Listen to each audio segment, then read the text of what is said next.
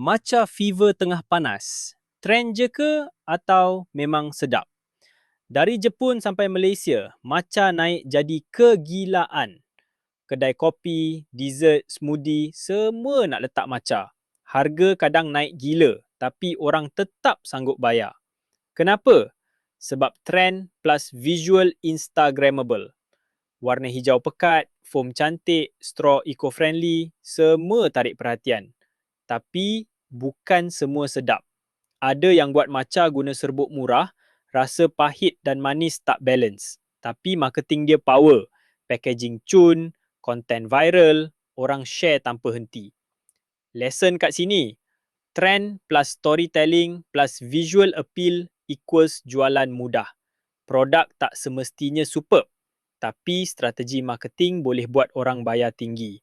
Kalau pemain kopi dan dessert nak survive, kena cepat adapt, ikut trend, tapi jangan lupa maintain kualiti. So, matcha hype je ke sedap betul? Kalau korang matcha lovers, cuba komen matcha mana paling win.